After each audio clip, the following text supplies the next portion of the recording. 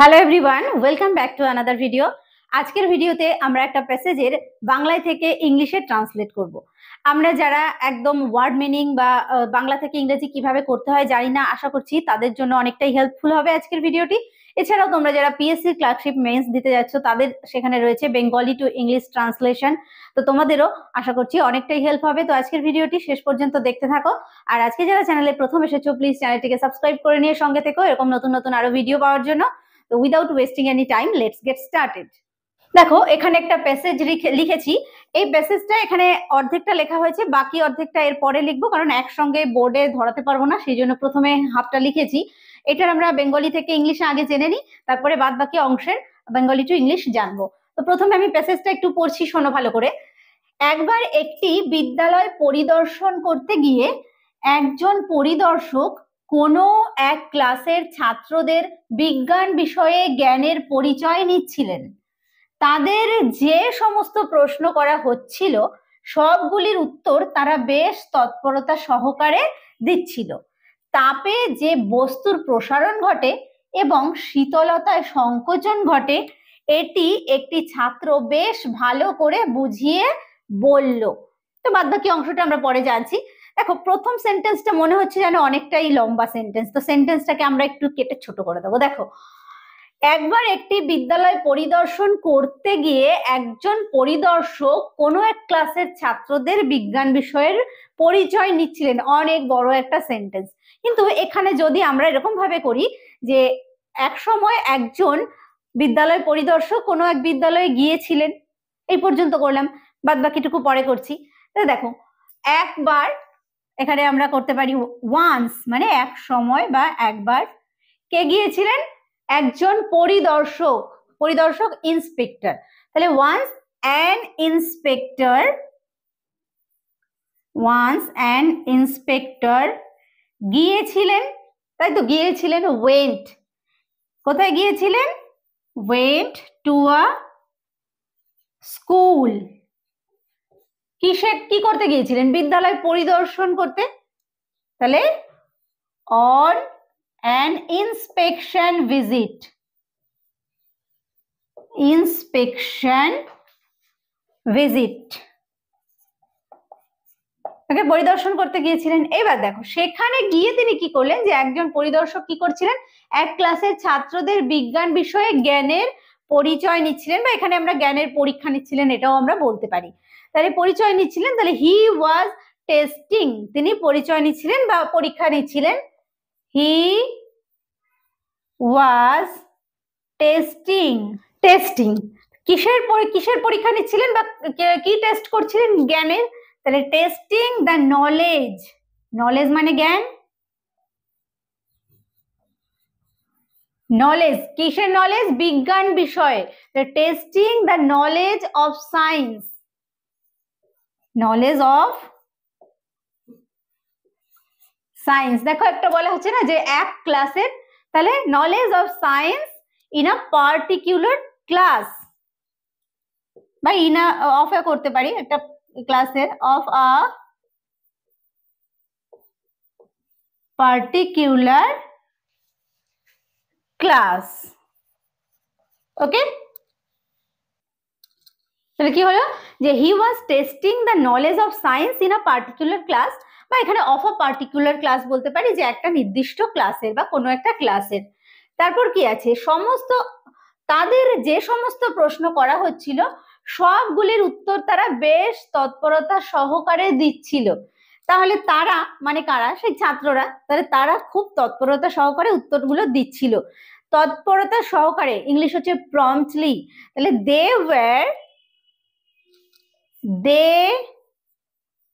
were promptly কি করছিল? উত্তর দিচ্ছিল। promptly answering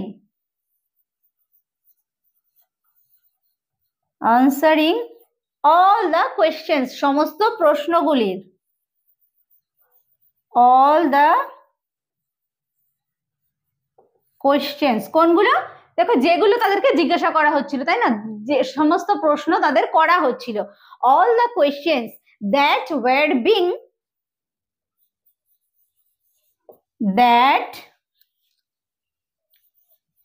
ওয়ার বিং কি করা হচ্ছিল, তাদেরকে আস্ক করা হচ্ছিল বা পুট মানে তাদেরকে দেওয়া হচ্ছিল, that were being put to them বা আস্ক টু দেম বলা যেতে পারে, পুট টু দেম। তাহলে সেগুলো তারা কি একদম promptly, they were promptly answering all the questions that were being put to them, তাদেরকে যে প্রশ্নগুলো করা হচ্ছিল সেগুলো তারা কিন্তু প্রম্পটলি মানে তৎপরতা সহকারে সেগুলো উত্তর দিচ্ছিল, মানে কোনো হেজিটেশন না করে খুব সুন্দরভাবে তাড়াতাড়ি করে উত্তরগুলো দিচ্ছিল। তারপর কি আছে, যে তাপে যে বস্তুর প্রসারণ ঘটে এবং শীতলতায় সংকোচন ঘটে, এটি একটি ছাত্র বেশ ভালো করে বুঝিয়ে বলল। হলো, তাহলে একজন ছাত্র বেশ ভালো করে বুঝিয়ে বলল। A student explained very well. A student, a বয়ও আমরা বলতে পারি, একটা ছেলে। আ স্টুডেন্ট কি করলো, একজন স্টুডেন্ট এক্সপ্লেইন করলো, মানে কি করলো, এখানে আছে দেখো খুব বেশ ভালো করে বুঝিয়ে বললো, তো বুঝিয়ে বলা ইংলিশ হচ্ছে এক্সপ্লেইন করা, তাহলে explained very well, explained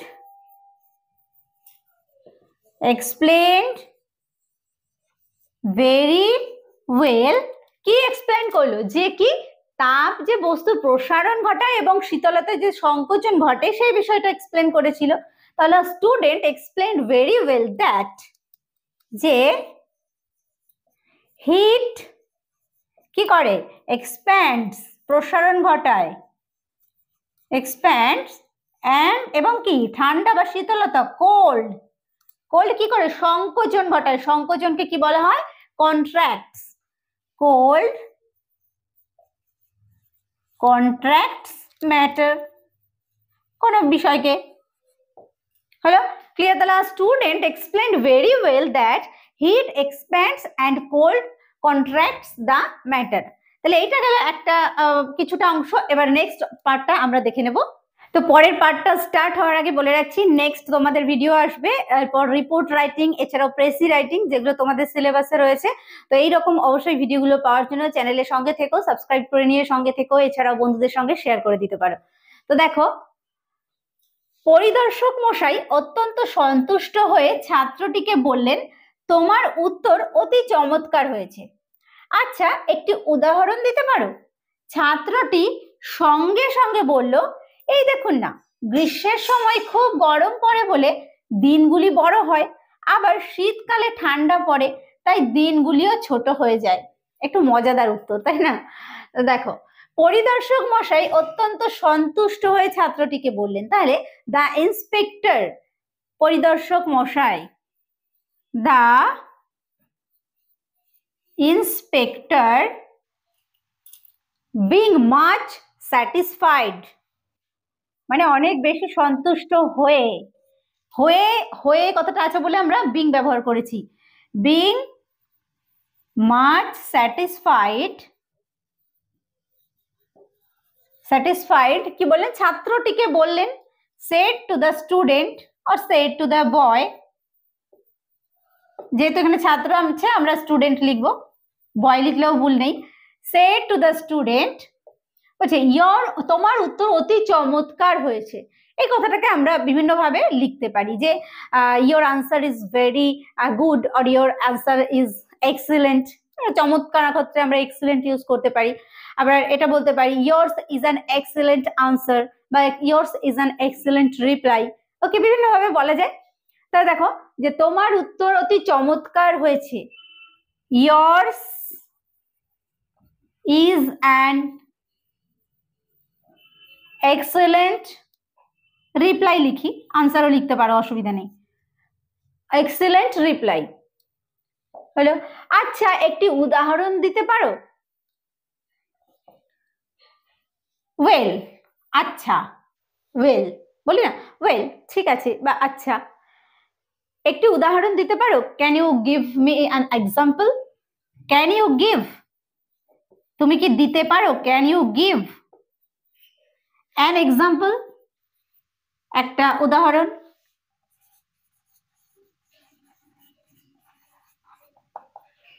can you give an example, তুমি কি একটা উদাহরণ দিতে পারো?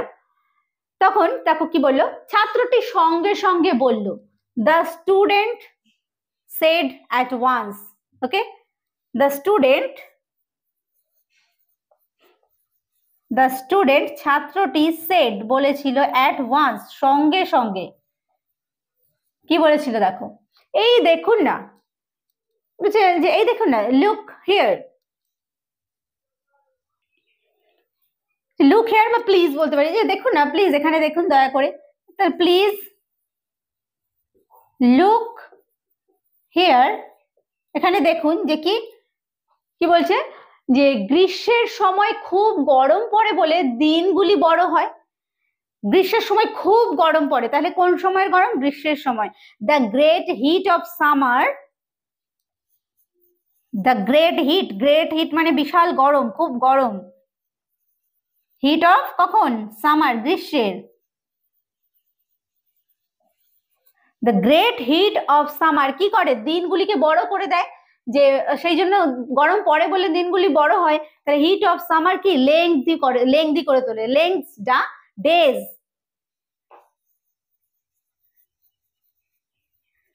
লেংথেন্স অ্যাকচুয়ালি মিন্স এটা হচ্ছে লম্বা করে বা দীর্ঘায়িত করে, লেংথেন্স দা ডেজ, দিনগুলিকে। এবং তারপর কি বলছে? এবং আবার শীতকালে ঠান্ডা পড়ে, তাহলে ইন উইন্টার, শীতকালে, ইন উইন্টার, শীতকালে ঠান্ডা পড়ে, there is cold, there is cold. তাই দিনগুলি ছোট হয়ে যায়। At once the days become short, at once মানে তখনই কি হয়? দিনগুলি ছোট হয়ে যায়। দ্য ডেজ, দিনগুলি, বিকাম